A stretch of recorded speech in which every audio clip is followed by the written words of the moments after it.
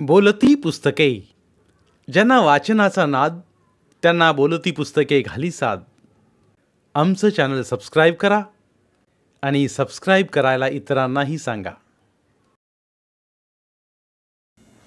नमस्कार श्रोते मित्र हो, बोलती पुस्तके सादर करीत आहे लेखक भारत सातपुते लिखित आत्मचरित्रात्मक कादंबरी जागरण. प्रकरण पहिले.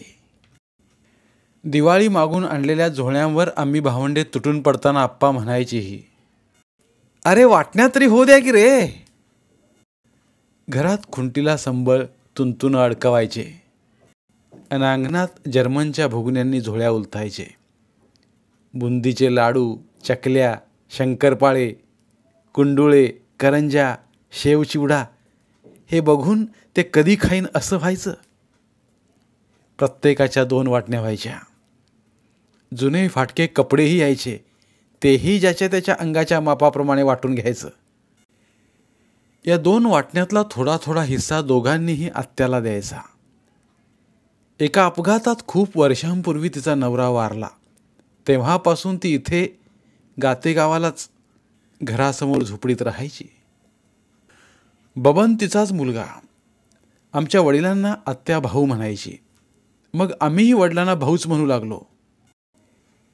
या दिवाळीत उडवायला फटाकड्या, कावळे, चिमण्या, फुलबाज्या असले काय पण मिळायचेच नाही. फार फार हट्ट धरलाच तर साऱ्यात मिळून एखादी टिकल्यांची डब्बी मिळायची. त्यातली एक एक टिकली काढून त्यावर दगडाने मारून ती उडवायची. तसे बघायला गेलं तर आमच्या हिश्श्याला 5 एकर जमीन, तीही कोरडवाहू, फार पिकायची नाही. त्यामुळे आई भाऊला मजुरीला गेल्याशिवाय भागत नव्हतं. आम्ही 4 भाऊ व 1 बहीण. आम्हाला मात्र न चुकता शाळेला धाडायचे. पत्र्याची नाहीतर खापराची पाटी, पेन्सिल, उजळणीचे एक पुस्तक, हे ठेवायला हायब्रीड पेरून रिकामी झालेली पिशवी, असं आमचं दप्तर. कधी सुट्टीच्या दिवशी तर कधी शाळा भरायच्या अगोदर सकाळी सकाळी पाखरे राखाया पाठवायचे. चुलत्याच्यात म्हणजे आप्पाच्या थोरली बहीण. शाळा सुटल्यावर त्या बहिणीचे बघून मीही घरी कामे खूप करायचो. रस्त्यावर पडलेलं शेण आणून घर सारवायचे, अंगणात सडा टाकायचा, पांढऱ्या मातीने चुलीला पोतेरा द्यायचा. गावाजवळच्या शिवारात फिरून सरपणासाठी तुराट्याचे सडं, काटाड्याचे बुडं आणायचे. आई मजुरीहून आल्यावर तिला हे बघून बरं वाटायचं, पण ती न चुकता रोज विचारायची, आज शाळेत गेलताव ना, शाळा बुडवू नका. आई स्वयंपाक करेपर्यंत भाऊ म्हणायचे, चला काढा पाटी पेन्सिल, लिहित बसा, अगोदर आज काय शिकवले हे सांगा. आईनं तर म्हणे 2रीच्या वर्गातच शाळा सोडलेली व भाऊ या गरिबीच्या चक्रात 5वीपासून शाळेत गेलेच नाहीत.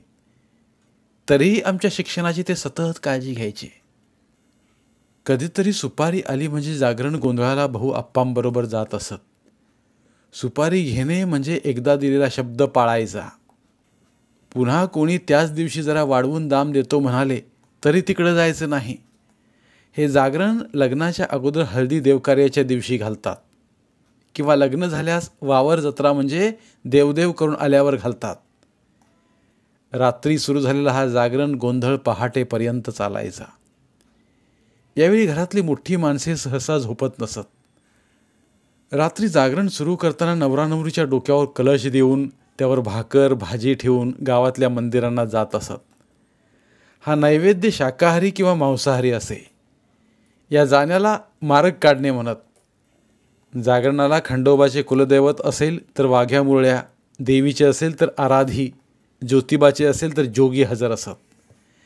या सर्व पूजांना मात्र गोंधळी हजर असतोच. प्रत्यक्ष पुजाऱ्यांपुढे पूजा मांडताना 5-5 पानं, बदाम, सुपाऱ्या, खारीक, खोबरवाट्या ठेवत. आराध्याच्या गाण्यावर वाघ्या मुरळ्यांनी धरला ठेका सारे कुतूहलाने बघायचे. पहाटे आरती होते. नवरा नवरीला सोयऱ्या धैर्यानं आहेर होतो. या जागरणासाठी रात्री बकरे कापल्यास मग घरी जाताना सर्व पुजाऱ्यांना 5-5 पाळ्या मटण देतात. गोंधळ्याला तर बकऱ्याचे मुंडके मिळायचे. तिथले पूजेचे सामान सर्व गोळा करून पुजारी घेऊन जातात. ज्यांनी पूजा मांडली त्या मालकाच्या लेकरांच्या तोंडाला मात्र खारका, खोबरवाट्या व बदाम आदी पाहून तोंडाला पाणी सुटत असेल, पण बघत राहण्याशिवाय त्यांना पर्यायही नव्हता. तेव्हा फार झाले तर गोंधळाला 1 रुपया दक्षिणा मिळायची. मी लहान असताना एकदाच या जागरणाला गेल्याचे आठवते. माझ्या समोरच खाटकाने सुरा घेऊन त्या बकऱ्याचे मुंडके धडावेगळे केले आणि ते भयानक दृश्य बघून मोठ्याने चिरकतच मी घर गाठले. माझे अंग थरथर कापत होते. म्हणे त्या रात्री मी झोपेतून अनेकदा दचकून उठल्याची आई सांगायची. एवढं खरं की ते बघितल्यापासून माझ्या डोक्यात विचारांचे जागरण कायम सुरू झाले. ते कापलेले बकरे बघून मला भलतीच किसन बसली. पुन्हा कधी मी मांसाहार घेतला नाही. दरवर्षी दसऱ्याला 9 दिवस गावातल्या देवीची पूजा आरती करायचे. दसऱ्याच्या दिवशी कडाकण्या खायला मिळायच्या. शिवारातली पिके काढणीला आली म्हणजे खळे मागायला जायचे. शेर 1.25 शेर धान्य मिळायचे. त्यावर मीठ मिरचू भागायचं. हे बलुते संसाराला आधार ठरायचे. पण हे जास्त दिवस पुढे चालले नाही. एकतर महागाई वाढत गेली, यावर तेवढे पुरायचे नाही. फोडणीला तर रोज तेल नसायचे. भाजीत टाकाया सोल्याचे कोठी कधीतरी असायचे. कपड्यासाठी साबणही मिळत नव्हता. सोडा नाही भेटला तर रिट्यात भिजवून कपडे धुवायचे. आंघोळीला तर अधूनमधून दगडाने आई आमचे हातपाय व पाठ घासायची आणि पदरानं डोके तेवढे पुसायची. टॉवेलचा पत्ताच नव्हता. आमच्या पिढीला आई भाऊंनी या जागरणाला जाऊ दिले नाही. आमच्या शिक्षणासाठी त्यांनी जागरणे केली तसे खूप कष्ट केले. तळ्यावर कामे केली, बरासी खोदल्या, उसाची दारे धरली, रस्त्यांची कामे केली. कामाहून आल्यास भाऊंचे अंग खूप दुखायचे. ते मग आम्हाला तुडवायला लावायचे. मग आम्ही न सांगता आईचेही पाय दाबायचे. काही दिवस भाऊने हॉटेल पानपट्टी चालवली. सुट्टीत आम्ही आईसोबत चिंचा फोडल्या, कोह्या लिंबुळ्या गोळा करायला जायचे. तसा भाऊंना कबड्डी, हॉलीबॉल, कुस्त्या, सुरपट खेळायचा भारी नाद.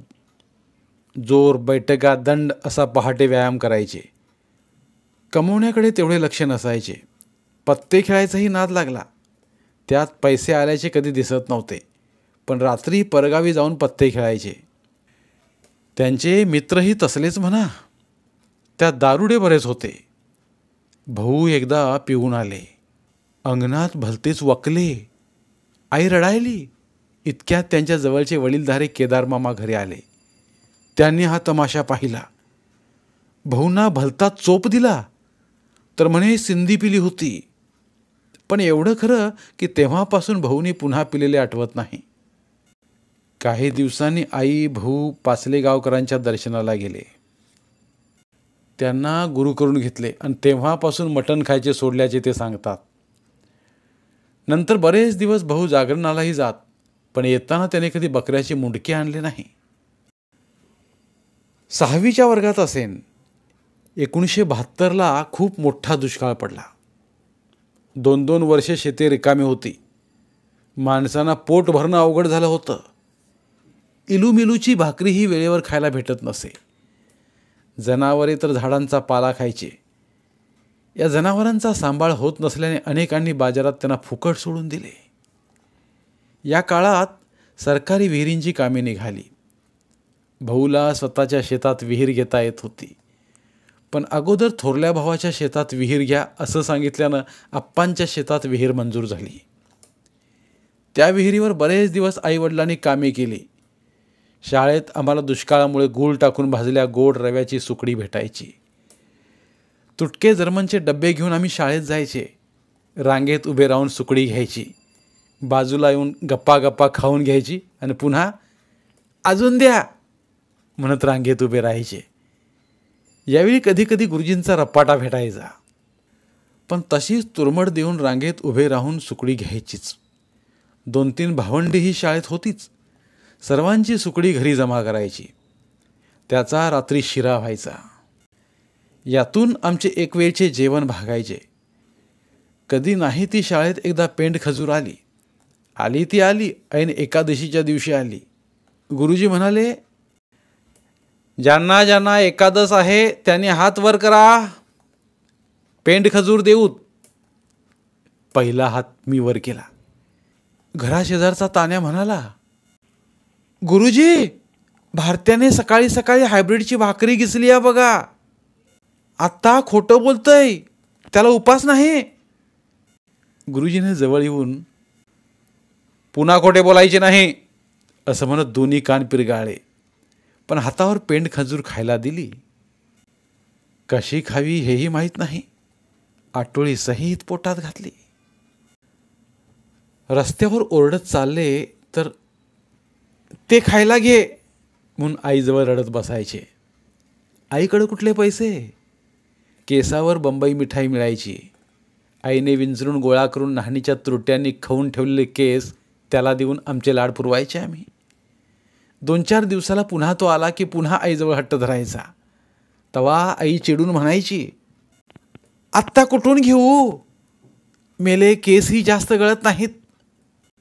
घरात संसाराचे काही विकत घ्यायचे तरी अवघड होते.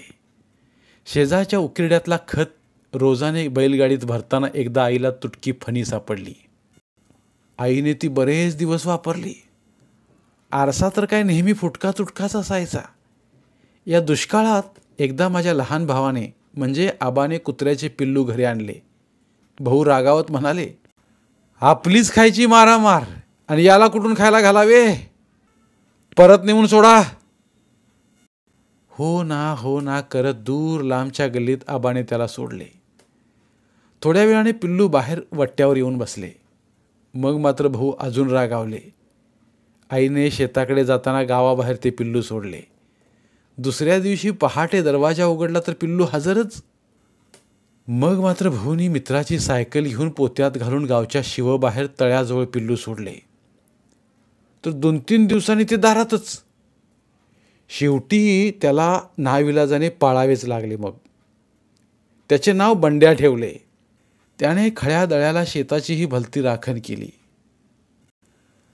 गाडगे रिकामे असले तरी आई उतरंडीला जपायची. कधीतरी ती भरतील म्हणायची. कान तुटलेली काटवट आणि एका बाजूला पळी व दुसऱ्या बाजूला उलटणे असलेले आई बरेच वर्षे जपून जपून वापरत होती. सांडस नसल्याने पदराने धरून चुलीवरचे भाजीचे भगुने उतरून घ्यायची.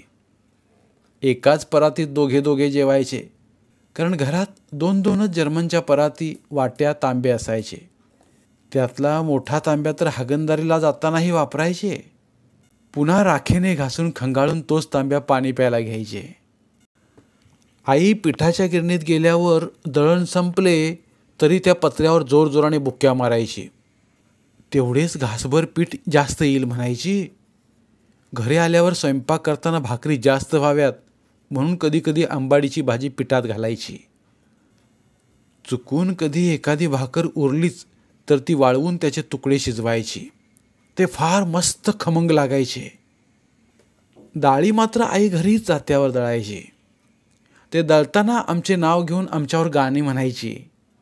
तेव्हा तिच्या मांडीवर डोके ठेवून हे गाणं ऐकत ऐकत कधी झोप लागली कळायचंच नाही. गल्लीत मुलींच्या अंगावरले दागिने बघून माझ्या ताईलाही तसे असावेत वाटणे साहजिकच आहे. मग ती शेताकडे आल्यास खेळताना बाबळीची फुले कानात घालायची आणि त्याच बाबळीच्या वाळलेल्या शेंगा एका दोऱ्यात ओवून त्याचे पैंजन करायची. त्या शेंगांचा आवाज तिला आनंद द्यायचा.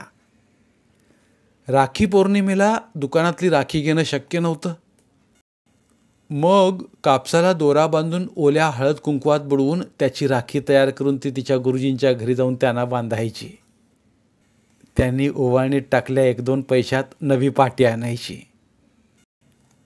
शेजार पाजारणीने नवी साडी आणली म्हणजे घडी मोडाया म्हणून 2 दिवस आईला साडी द्यायची. 9 वारी ती नवी साडी आईने अंगावर घातल्यास आम्ही खूप नटायचे. पुन्हा पुन्हा पदराला धरून आईच्या भोवताली खेळायचे, मांडीवर बसायचे. तेव्हा आई म्हणायची, लोकाची साडी आहे, खराब होईल, मग पुन्हा त्या घडी मोडायला द्यायच्या नाहीत. असं म्हणल्यास मग आम्ही बाजूला व्हायचो. थोड्या वेळानं ती शेजारीण आल्यावर आईला म्हणायची, किती नादर दिसतेस. आई हसायची. अन वळणीवरल्या ठिगळांच्या रंगीबेरंगी साडीकडे बघत म्हणायची, मला हे नवी साडी कधी घेतील? म्हणजे तुम्हालाही घडीमोडाया देता येईल. आईला नवी साडी आणि आम्हाला नवी पुस्तके कधी मिळायचीच नाहीत. निम्म्या किमतीने जुनी पुस्तके घेतली जायची, ज्यांची पहिली व शेवटची 2-4 पाने तर नक्की फाटलेली असायची. इतरांच्या हातातील घड्याळ बघून मलाही वाटायचे की आपल्याला कधी घड्याळ मिळेल. मग कागदाचे घड्याळ करून ते मनगटावर बसवायचे, त्यावर पेनने घड्याळ आखायचे, त्यात 2-3 काटे दाखवायचे. कधीही बघितले तर एकच वेळ असायची, पण कुणी थट्टा करत वेळ विचारली तर तेव्हा मात्र अंदाजाने वेळ सांगायची. आईची आई म्हणजे आजी आल्यावर आम्हाला फार आनंद व्हायचा. ती आम्हासाठी मागून आणलेल्या जुन्या चिंध्यांच्या 1-2 वाकळा हातावर शिवून द्यायची. त्याचा आम्हाला खूप आधार व्हायचा. ही आजी तशी एकदा दुष्काळातच आली होती. तेव्हा भाऊ आईला म्हणाले की, म्हातारी दुष्काळात कशाला आली असेल? आपल्याच हातातोंडाची वेळेवर गाठ पडत नाही. हे ऐकून आजी म्हणाली, माझा त्रास वाटू देऊ नका. इथं आहे तोवर तुम्हाला 2 वाकळा कोणची टोपडे शिवून देतीस ना. यावर भाऊ गप्प बसायचे. आजी इकडे नाही आली तर दिवाळीला मामा त्यांच्या गावी म्हणजे अक्काबाईच्या पाडोळीला घेऊन जायचे. त्यांचीही परिस्थिती साधारण. दोन्ही मामा शिंपी होते. कपडे शिवून उरलेल्या रंगीबेरंगी तुकड्यांचे एक मामा खमी शिवायचे तर दुसरे मामा चड्डी शिवायचे. त्यावेळी आजोळला जायला वाहन नव्हते, तरी आम्हाला खांद्यावर बसून मजल दरमजल करत घेऊनच जायचे. एक दिवस मध्येच मावशीच्या गावाला म्हणजे नितळीला मुक्काम करायचा. अधूनमधून सुपाऱ्या आल्या तर त्यासाठी मामा जायचे. दोघांनी गावं वाटून घेतली होती. तसे आम्हाला सणावारालाही नवीन कपडे मिळायचे नाहीत. वर्गातल्या तान्याची परिस्थिती बरी होती. त्याचे थोडे जरी कपडे फाटले तरी ते आम्हाला द्यायचे. त्यामुळं त्याचे कपडे कधी फाटतील व मला ते कधी देतील याची मी वाट बघायचो. घरी लाईट नव्हती. घासलेटाच्या चिमणीवर अभ्यास करायचो. घासलेट लवकर संपेल म्हणून रात्री तेवढा जास्त अभ्यास व्हायचा नाही. परीक्षा सुरू असताना मात्र घराजवळ असल्या मारवाड्याच्या माडीवर अभ्यासाला जात होतो. त्यांचा ब्रिजू आमच्या वर्गात प्राथमिक शाळेपर्यंत होता. रेणापूरला भाऊची मावस आत्या. कधीतरी सुट्टीत 10-15 दिवस तिच्याकडे जायचं. तिथे शुक्रवारी मोठा बाजार भरतो. एकदा भोंग्यावर सांगू लागली की, सोन्याची अंगठी ज्यांना सापडली त्यांनी आणून दिल्यास बक्षीस दिले जाईल. आबाने ते ऐकलं असावं. लगेच त्याला सापडलेली अंगठी त्यानं परत दिली व बक्षीस म्हणून त्याला एक वही व पेन मिळालं. तो हे घरी घेऊन आल्यास आम्हाला कळालं. सोनं काय असतं हे त्याला माहीत नव्हतं. सोन्यापेक्षा बक्षीस मोठं वाटलं. तेव्हा घरातली शहाणी माणसं त्याला म्हणालीही, मूर्ख आहेस. आम्हाला सांगितलं असतंस तर तुला 10-5 वह्या आणि पेना दिल्या असत्या. तेव्हा तो एवढंच म्हणाला, त्यांच्या हातून मिळालेलं हे बक्षीस आणाया गेलतो. त्यांनी फोटोही काढला. 7वी पर्यंतचं शिक्षण गातेगाव या माझ्या जन्मगावीच जिल्हा परिषदेच्या शाळेत झालं. त्यावेळी शिक्षक गावातच राहायचे. रामकृष्ण तुगावकर, विठ्ठल देशपांडे, प्रभाकर कुलकर्णी, निलंगे असे शिक्षक लाभले. काही दिवसांनी लाला तेलाजी शिंदे, हिराबाई गवळी आल्या. शाळा आणि त्यांची घरे यात तेव्हा काही फरकच वाटायचा नाही. उजळणी, गणित, केलेला ग्रहपाठ काही आले नाही तर लगेच त्या शिक्षकांच्या खोलीवर जाऊन विचारायचो. सुट्टीत जास्त करून तर तिथेच अभ्यास करीत बसत असे. हजामतीला भाऊ वारकाकडे घेऊन जायचे व म्हणायचे, या लेकरांची चप्पी करा. थोडेही केस ठेवू नका, म्हणजे पुन्हा 2 महिने बघणे लागत नाही. तो वारीक बसल्या जागी माझी मान दोन्ही गुडघ्यात गच्च धरून हजामत होईपर्यंत सोडायचा नाही. माझ्या रडण्याचीही त्याला तेव्हा कीव यायची नाही. जवळच मैलभर अंतरावर मांजरी गावाला उन्हाळ्यात देवीची यात्रा असायची. अनवाणी पायाने आईसोबत फुफुट्यात चालत जायचो. जास्त पैसे मिळावेत म्हणून आई तिथं 2-3 परड्या घेऊन बसायची. कुणी 1-2 पैसे टाकले की आम्ही ते उचलून जिलेबीच्या गाड्याकडे पळत सुटायचो. तेव्हा आई ओरडून म्हणायची, उघड्यावरले चांगले नसते ते खाणे, घाणीतून आलेल्या माश्या त्यावर बसतात. या परीस घरी गेल्यावर तुम्हाला जिलेबी करून देते. आम्ही पुन्हा आईचं ऐकायचे.